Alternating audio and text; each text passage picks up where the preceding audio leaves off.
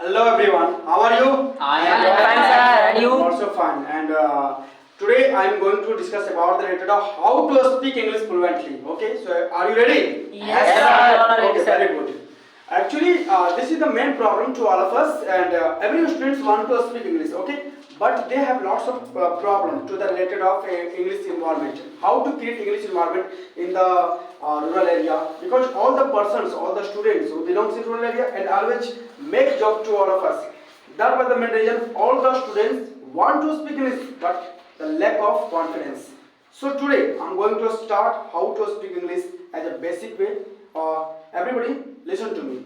At first you can try your special structure, how to speak fluently, how you have to remember lots of vocabulary, as well as we can say that different kind of structure you have to practice every day. So are you ready? Yes, sir. Okay. So number one, I want to give number one as a basic structures. Everybody know.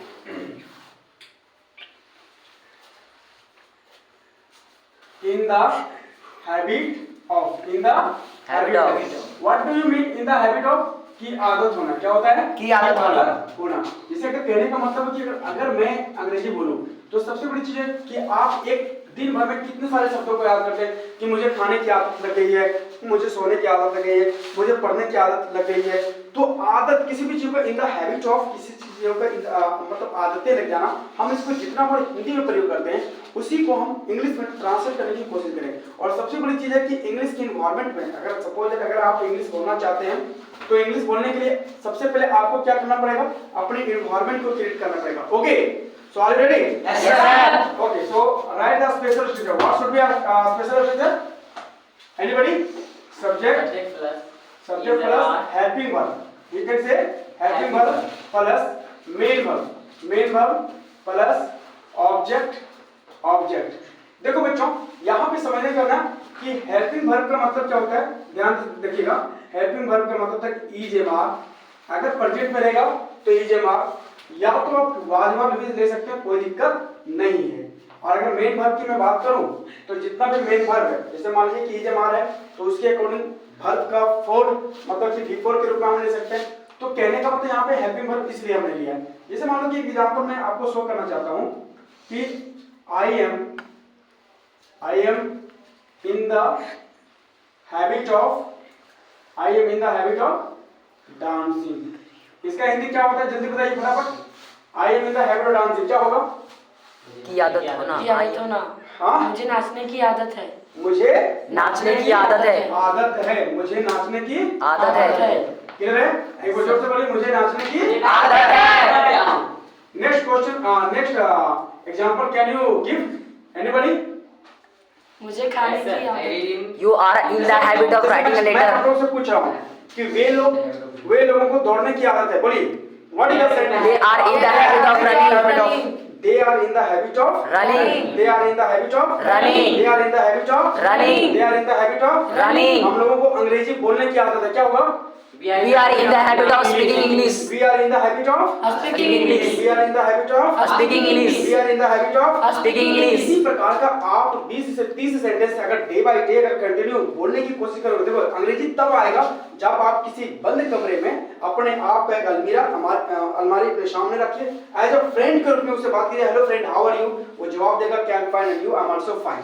इस तरीके से क्या होगा कि day by day आपका confidence बढ़ेगा. क्या है कि दोस्त एक दूसरे को हमेशा जॉब बुलाने की कोशिश करता है कि अरे आप अंग्रेजी बोल रहे हो, तो आप उससे इग्नोर करके अपने आप को कॉन्फिडेंस एज अ फ्रेंड के रूप में बनाइए और उसे क्या कीजिए, try to speak English, try to give the example, different kind of word you can use daily. Okay, so यहां से हमारा हो गया. अगर आप एक तुम्हें मैं बोलूंगा तुम्हें खेलने की आदत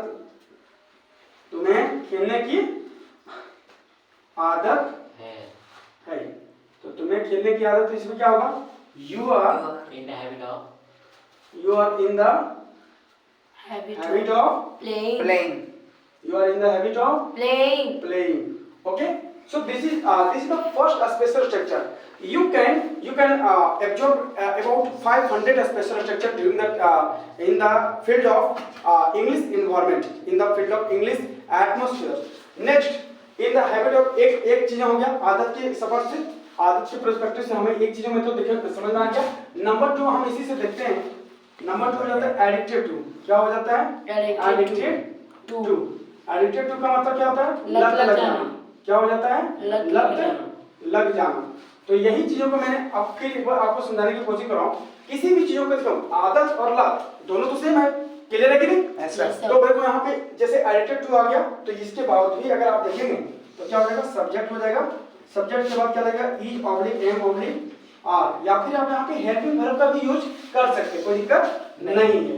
उसके बाद addicted two plus V4 plus object. चलिए इसका एग्जांपल बोलिए फटाफट, जल्दी बोलिए। I am addicted to Addicted to playing. I am addicted to Playing. Okay, very good. I am addicted to playing मतलब कि मुझे खेलने की लत लगे। I am addicted to smoking, इस भी बच्चों को लगता है ना कि I am addicted to smoking, I am addicted to drinking wine, I am addicted to playing क्या बोलते हैं, प्लेइंग कार्ड्स।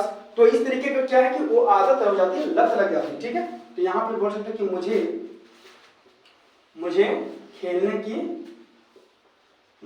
की लत लग गया है। लत लग गया है। क्लियर है? लत लग गया है।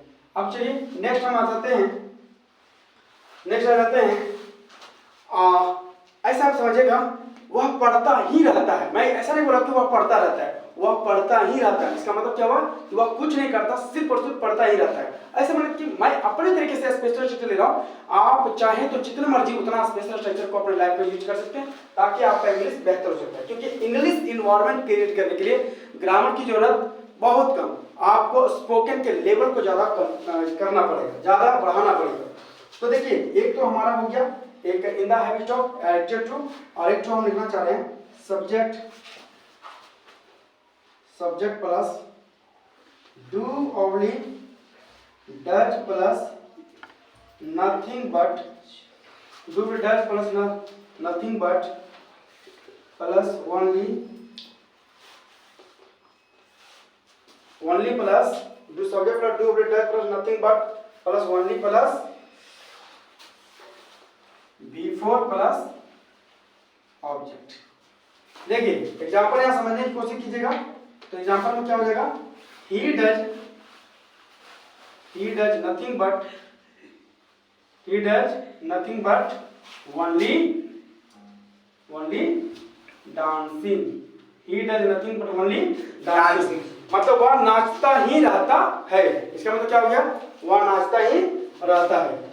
यहाँ पे आप समझ में आ रहा है ना आपको कि किस तरीके का आपको सेंटेंस बनाना है। आपको इससे डिफरेंट काइंड ऑफ सेंटेंस बनाना है। वह नाचता ही रहता है।